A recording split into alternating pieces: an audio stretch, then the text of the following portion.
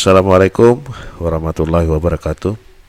Ketemu kembali sahabat hebat di channel hebat ini, channel Yusati Akademia. Video kali ini kita bercerita tentang menulis skripsi.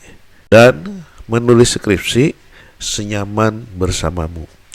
Pertama, rekan mahasiswa harus membaca buku panduan penulisan skripsi. Nah, ini yang paling jarang dilakukan oleh mahasiswa. Ini yang paling utama. Jangan sampai menulis skripsi asal menulis tanpa memperhatikan buku panduan yang sudah ditetapkan oleh perguruan tinggi masing-masing. Kemudian yang kedua, minimal membaca jurnal penelitian.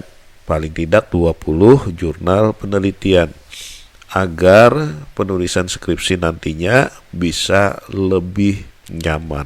Yang berikutnya, setelah membaca buku panduan, setelah membaca minimal 20 jurnal penelitian, maka lakukan penulisan proposal. Yang dilakukan menulis proposal adalah pertama membuat outline dari proposal penelitian. Dari mana outline proposal penelitian ini didapat? Itu kita dapat dari baca buku panduan penulisan skripsi yang diterbitkan dari fakultas program studi masing-masing perguruan tinggi rekan mahasiswa.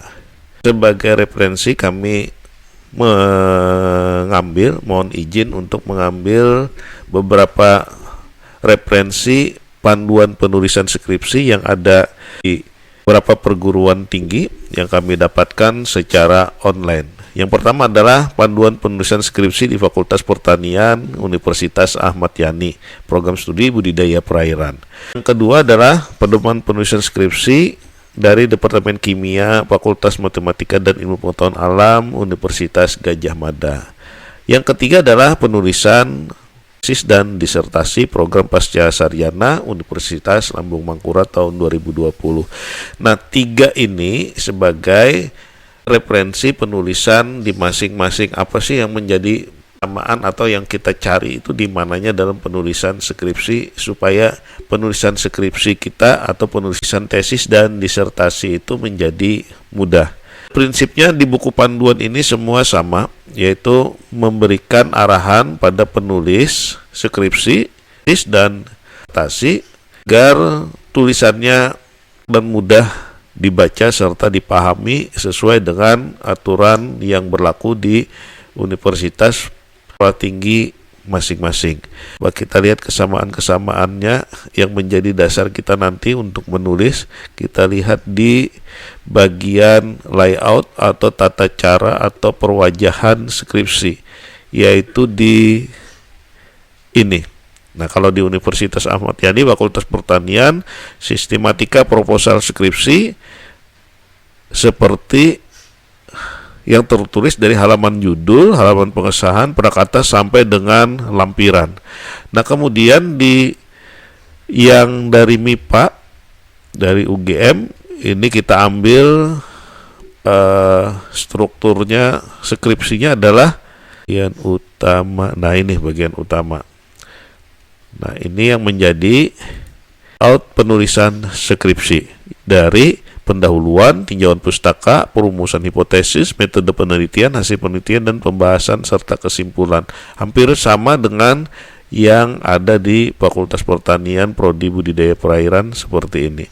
Kemudian di tesis dan disertasi program pasca sarjana untuk Universitas Lambung Mangkurat, itu kita lihat di hampir sama, yaitu pendahuluan, tinjauan pustaka, penunjang metode penelitian. Coba kita lihat di bagian batang tubuhnya.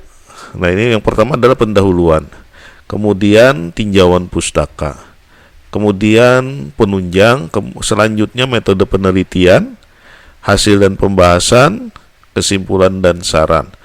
Nah, berarti dari tiga contoh ini penulisan skripsi memiliki kesamaan yang harus disusun. Dari layout tulisannya adalah dari pendahuluan, tinjauan pustaka, metodologi, penutup, daftar pustaka, dan seterusnya. Nah, ini menjadi dasar kita untuk melakukan penulisan skripsi, sehingga ini dijadikan layout dalam penulisan skripsi. Nah, kita ambil contoh untuk menulis skripsinya, kita copy atau kita kopas saja dari yang salah satu ini untuk mempermudah kita menulis skripsi nanti. Nah, kita pindah ke Microsoft Word, kita kopas. Nah, ini menjadi layout penelitian skripsi kita. Ini sudah tinggal disesuaikan nanti sesuai dengan buku panduan masing-masing berkaitan dengan huruf, jumlah halaman, jenis huruf, dan seterusnya dan seterusnya. Tapi yang ingin disampaikan adalah dalam penulisan skripsi utamakan menulis layoutnya dulu, baru mencari isi-isi di dalam layout masing-masing. Jadi kita tinggal memperhatikan layout yang sudah ada ditulis ini.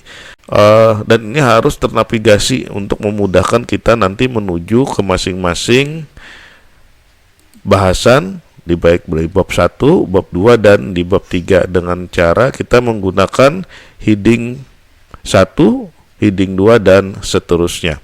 Nah, misalkan seperti ini, kita coba untuk memudahkan, ini kita buat heading 1, terus heading 1, heading 2, heading 1 lagi. Nah, ini kita tulis untuk memudahkan nanti kita menavigasi tulisan skripsi kita yang sudah jadi layoutnya ini. Nah, di sini ada, di pendahuluan ini ada isi, yaitu bagian A dan rumusan masalah serta tujuan dan manfaat. Nah, untuk yang babnya itu masih masuk di heading 1. Sedangkan untuk subbabnya kita tuliskan di heading 2-nya. Begitu juga dengan rumusan masalah kita tuliskan di heading 2 untuk membentuk layout penelitian kita nanti. Nah, ini kita tinggal merapikan tulisan-tulisan yang belum rapi. Nah, ini kita coba rapikan dulu. Nah, kemudian yang babnya kita kembali lagi ke heading 1. Begitu juga dengan yang bagian metodologi sebagai bab 3. Terus yang ini kita lanjutkan ke heading 2, seterusnya dan seterusnya.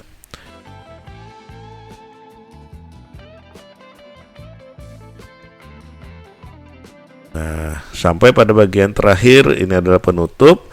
Sebagai heading 1, daftar pustaka kita jadikan heading 1. Sehingga yang kita ingat adalah pada bab kita masukkan sebagai heading 1 dan subbabnya adalah heading 2. Sehingga jika ada anak bab nanti kita masukkan ke heading 3. Bisa dilanjutkan sebagai heading 3. Nah, ini tinggal di enter saja, ini kita isikan apa tulisannya sesuai dengan keperluan, dan ini sama kita tulis saja sesuai dengan keperluannya nanti, dan ini juga kita tulis sesuai dengan keperluannya nanti. Nah, untuk memudahkan navigasinya itu bisa kita gunakan navigasi pennya di sini. Nah, di sini ada terbentuk navigasi sesuai dengan halaman heading yang sudah kita buat. Misalnya nih, kita mau ke halaman judul, kita klik di halaman judul, ini kita enter dulu untuk memberikan perbedaan. Nah, kita turunkan saja satu baris, satu halaman, kemudian ini kita turunkan satu halaman, kita turunkan satu halaman lagi.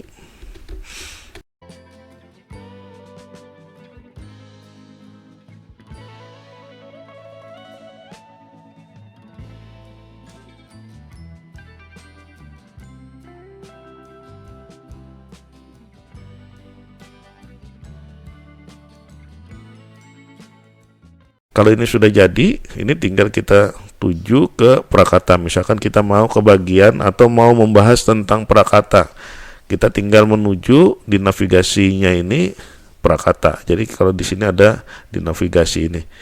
Nah, ini kita conteng maka akan hilang navigasinya, dan ini kita kembalikan, diconteng lagi maka akan muncul navigasi. Terus di daftar isi, nah daftar isi, daftar tabel bisa kembali seperti ini, dan misalkan kita mau ke pendahuluan, maka akan tertuju ke pendahuluan. Jadi tinggal melakukan tulisan-tulisan sesuai dengan keperluan di pendahuluan itu apa, baik rumusan masalah dan seterusnya dan seterusnya. Kemudian kita bisa ke tinjauan pustaka. Di sini ke metodologi, langsung ke sini, waktu dan tempat, misalnya sampai ke penutup dan daftar pustaka serta lampiran.